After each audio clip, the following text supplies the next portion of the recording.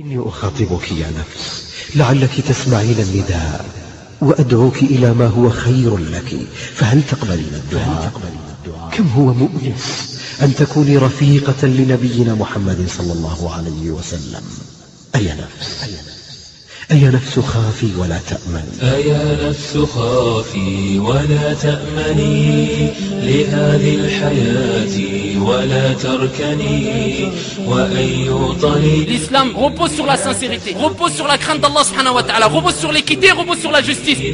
Avant tout, je rappelle à mes chers frères et sœurs, le fait de répéter tout ce qu'on entend, tel un perroquet, avec le plus grand des regrets dans notre communauté au jour d'aujourd'hui, ça suffit pour être considéré comme menteur wal iyadhu billah. Quiconque donne un faux témoignage au détriment d'un musulman a assuré sa place en enfer, tout simplement. Alors maintenant on s'amuse. Celui-là a raison, celui-là a tort. Bon, je dis que celui-là n'a pas tort, celui-là a tort. Sans crainte d'Allah subhanahu wa ta'ala. Tu suis la vérité, pas ton nefs. Par le Seigneur de la Kaaba, celui qui persiste dans le faux témoignage, bien qu'il va attirer peut-être la foule autour de lui et de l'assistance et de la notoriété, mais wallahi al-azim, le but et son résultat sera la perte ici-bas et dans l'au-delà. J'aime Allah, mais Allah me dit de prier, je ne fais pas la prière. Mensonge. Des gens prétendent aimer sincèrement le prophète alayhi salatu wassalam et ils s'éloignent de la sunna. Au moment où Jean wal-iyadu billah envers les musulmans, celui-là a fait, celui-là a dit, et c'est que du mensonge. Que celui qui croit en Allah et au jour dernier qu'il dise du bien ou qu'il se taise. Le mensonge, ayyuhal ikhwatul kiram, mène vers la débauche et la débauche mène vers quoi? Vers l'enfer. Et il dit subhanahu wa ta'ala: Ya ayyuhalladhina amanu attaqullah, ya ayyuhalladhina amanu attaqullah wa qulu qawlan sadida yuslih lakum a'malakum wa yaghfir lakum dhunubakum ومن يطع الله ورسوله فقد فاز فوزا عظيما. بسم الله الرحمن الرحيم. الحمد لله رب العالمين وأصلي وأسلم على عبده ورسوله نبينا محمد وعلى آله وصحبه أجمعين. رب اشرح لي صدري ويسر لي أمري واحلل عقدة من لساني يفقه قولي. أما بعد أيها الإخوة الكرام. Mes chers frères et sœurs, on va s'arrêter quelques instants aujourd'hui avec un péché qui a été mentionné par le prophète alayhi salatu wassalam dans le hadith rapporté par Al-Bukhari et Muslim selon Abu Bakr radiyallahu anhu wa arda, qui dit qu'il était une fois chez le messager d'Allah alayhi salatu wassalam lorsqu'il leur dit, c'est-à-dire le prophète Muhammad alayhi salatu wassalam, ne voulez-vous pas que je vous informe quels sont les plus grands péchés? Ce n'est pas n'importe quel péché, c'est un péché qui fait partie des plus grands péchés ayyuhal ikhwatul kiram. Et tout grand péché qui est commis par le musulman, ce musulman qui a commis ce grand péché se doit obligatoirement de se repentir auprès d'Allah subhanahu wa ta'ala. Et rapidement, je rappelle les conditions du repentir: regretter ce qu'on a fait, se repentir sincèrement et avoir la ferme conviction de ne plus recommencer. Sinon, les conditions du repentir ne sont pas complètes et ton péché risque de ne pas être pardonné de la part d'Allah subhanahu wa ta'ala. Allah, le prophète alayhi salatu wassalam leur dit aux compagnons ayyuhal ikhwatul kiram, voulez-vous que je vous informe quels sont les plus grands péchés? Et ils sont en fait au nombre de 3. Et le prophète leur dit, à savoir le polythéisme, ash-shirku billahi azza wa jal, le fait d'associer quoi que ce soit ou qui que ce soit à Allah subhanahu wa ta'ala. Ensuite il dit le mauvais traitement ou l'ingratitude envers les parents. Et il dit ensuite, et le faux témoignage. Et surtout le faux témoignage, répète le prophète, et le mensonge. Et le prophète a répété ceci 3 fois. Il était adossé, alors il se redressa et ne cessa de le répéter jusqu'à ce que nous dîmes, c'est-à-dire les compagnons. Et ceci pour leur montrer la gravité de ce péché qui est shahadati zur ayyuhal ikhwatul kiram, c'est-à-dire le faux témoignage. Et le prophète alayhi salatu wassalam répétait jusqu'à ce que les compagnons ont dit, si seulement il s'arrêtait, car ils savaient la gravité de ce péché ayyuhal ikhwatul kiram. Et les compagnons, ils détestaient simplement le fait d'entendre des grands péchés. Que dire du fait de commettre ces grands péchés? Wal iyadhu billah ayyuhal ikhwatul kiram. Si tu dois témoigner, mon cher frère et ma chère sœur, si tu dois témoigner. L'islam te demande de témoigner, lakin avec des conditions bien précises. Si tu te dois de témoigner pour n'importe quelle affaire, n'importe quelle situation, tu dois témoigner. Si on te dit de jurer pour prouver ton innocence sur quoi que ce soit, ou pour affirmer que ceci ou telle chose est la vérité, tu dois le faire. Lakin avant tout, il faut que tu saches que tu dois témoigner avec vérité et pas avec mensonge, wal iyadhu billah. et que ce témoignage doit être ou doit reposer sur ce qu'on appelle at-taqwa Allah subhanahu wa ta'ala. Et suivez bien, sur la crainte d'Allah subhanahu wa ta'ala. Et pourquoi je dis ça? Vous allez comprendre par la suite. Car celui qui ne craint pas Allah subhanahu wa ta'ala dans le témoignage, ayyuhal ikhwatul kiram, il risquerait de pencher vers ses passions et d'être emporté par ses sentiments. Si un jour il est amené à témoigner contre son propre père, est-ce qu'il doit ici témoigner contre son père si son père est en tort? Est-ce qu'il doit le faire? On va le voir. Allah Azza wa Jal donne la réponse.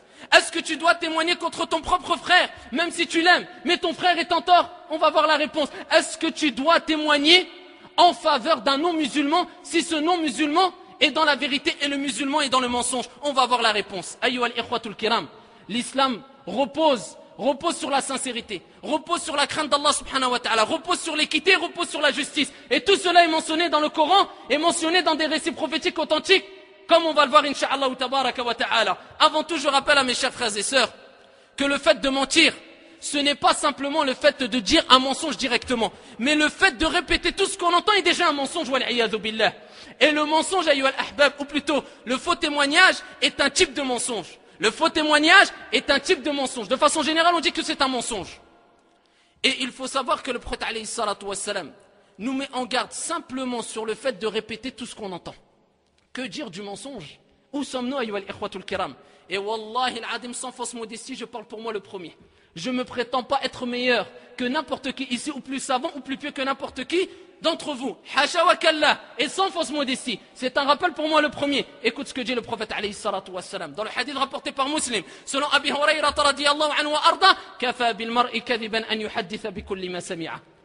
Il suffit à la personne, c'est le prophète qui le dit, c'est pas moi. Il suffit à la personne, pour être menteur, considéré menteur, de répéter tout ce qu'il entend. Vrai ou pas vrai?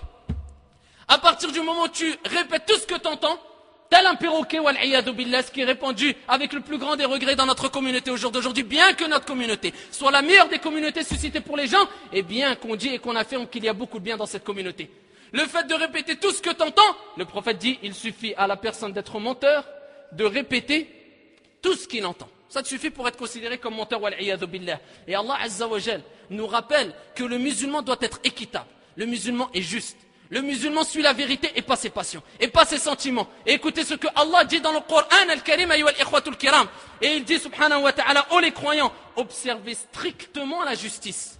Observez strictement la justice et soyez des témoins avec une traduction approximative, et soyez des témoins véridiques comme Allah leur donne. Comme Allah leur donne. Allah Azza wa Jal, qu'est-ce qu'il dit? Et soyez des témoins véridiques comme Allah leur donne. Fût-ce contre vous-même. Écoutez bien. Fût-ce contre vous-même.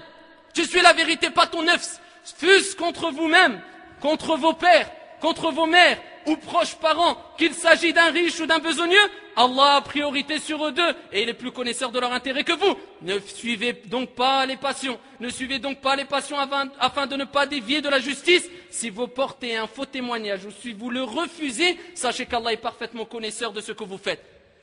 Si vous portez un faux témoignage ou que vous le refusez, la preuve que si on te dit de témoigner, témoigne. Mais si c'est pour mentir, ou tu as peur de mentir, ou tu n'es pas sûr de ce que tu vas dire, écarte-toi de ces témoignages et Abdallah, et crains Allah subhanahu wa ta'ala. Allah te rappelle que tu dois être juste, même s'il faut témoigner contre ton père, contre ta mère, contre ton frère, ta sœur. La personne que tu aimes, il est dans le batil, dans le faux, et on te demande de témoigner et dire qu'il est dans le mensonge alors qu'il est dans le mensonge. Suis la vérité, crains Allah subhanahu wa ta'ala et sache qu'au jour de la résurrection, quand les messagers et prophètes diront nafsi, nafsi, nafsi, moi, moi, moi, quand Allah Azza wa Jal mentionne ce jour terrible, ayyuhal ikhwatul kiram, et qui dit yawma yafirru al-mar'u min akhi wa ummihi wa abi wa sahibatihi wa bani, le jour où le frère fuira de son frère, de son père et de sa mère, de sa conjointe ou conjoint et de ses enfants, ce jour-là tu seras tout seul. Et ce frère-là ne sera pas avec toi. Cette sœur-là ne sera pas avec toi. Et tu rendras des comptes, et Abdallah. Et toi aussi, tu diras, nafsi, moi, tu penseras qu'à toi-même. Mais ce moment-là, tu ne pourras plus faire de péché. Mais tu rendras des comptes sur tes péchés. Et sur toute parole que tu as dit. Et ce n'est pas une mince affaire, ayyuhal ikhwatul kiram. Alayna bittaqwa Allah subhanahu wa ta'ala. Il faut craindre Allah subhanahu wa ta'ala comme il se doit. Et comment ne pas craindre Allah azza wa jal quand on fait de parler avec mensonge, ayyuhal ikhwatul kiram, alors qu'il nous reste quelques jours à vivre, quelques années au pire à vivre, et on va mourir. Combien de temps il nous reste? 20, 30, 40, 50 ans, on va mourir. Dans 50 ans, sache que maximum ou 60 ans, tu vas rendre des comptes, si ce n'est un peu plus, auprès d'Allah subhanahu wa ta'ala. Et peut-être que ta destinée, wal'iyadhu billah, sera l'enfer à cause de ton faux témoignage. Comment ça? À cause du faux témoignage, on peut aller en enfer. À cause du faux témoignage envers un musulman, on peut aller en enfer. Rapporté par l'imam Ahmed. Et le hadith est mentionné dans Sahih Targhib wa Tarhib de Sheikh Al-Albani rahimahullah tabaraka wa ta'ala. Selon, écoutez bien, Abi Hurayrata radiyallahu anhu wa arda. Le messager d'Allah alayhi salatu wa salam a dit: quiconque donne un faux témoignage au détriment d'un musulman, quiconque donne un faux témoignage au détriment d'un musulman a assuré sa place en enfer. Tout simplement. Alors maintenant on s'amuse à témoigner, ici sans aucune preuve. Celui-là a raison, celui-là a tort. Bon, je dis que celui-là n'a pas tort, celui-là a tort, sans crainte d'Allah subhanahu wa ta'ala. Pourquoi j'ai dit au début que le témoignage doit être fondé sur la crainte d'Allah? Car si tu n'as pas cette crainte d'Allah subhanahu wa ta'ala, wallahi, tu as délaissé ta religion. Et il te reste presque rien de ta religion, ya Abdallah. Car si tu n'as pas peur d'Allah, de qui tu vas avoir peur? Donc tu pourras, ici, tu pourras faire n'importe quelle erreur, n'importe quel péché, car tu crains pas Allah subhanahu wa ta'ala. Amma si tu crains Allah azza wa jal, wallahi al-azim, tu vas réfléchir 100, si ce n'est pas 1000 fois, avant de sortir une parole de ta bouche. Et les conséquences sont terribles. Parmi les conséquences concrètes, ayyuha al-ikhwatul kiram, il y a une histoire qui nous est parvenue d'un des prédicateurs qui raconte, à notre époque, qu'il a prié dans une des mosquées en Arabie Saoudite. Et il a prié, présidé la prière en tant qu'imam. Et quand il a présidé la prière, quand il a terminé la prière, devant tout le monde, un homme très vieux, qui avait passé à peu près les 70 ans, très vieux, s'est levé devant tout le monde. Et il les a exhortés, juste après la prière, devant tout le monde, avec sincérité. Et il leur dit: je vous mets en garde contre le faux témoignage. Je vous mets en garde contre le faux témoignage. Et il ne cessa de répéter ces paroles jusqu'à ce qu'il se mit à pleurer et faire pleurer l'assemblée. Ils lui ont dit: Yashir, pourquoi tu dis ça? Qu'est-ce qui s'est passé? Et il dit: Wallahi, j'ai passé 40 ans en prison et je viens de sortir hier de prison, et tout ceci à cause du faux témoignage. J'ai passé 40 ans de ma vie en prison à cause d'un faux témoignage. Je vous mets en garde contre le faux témoignage.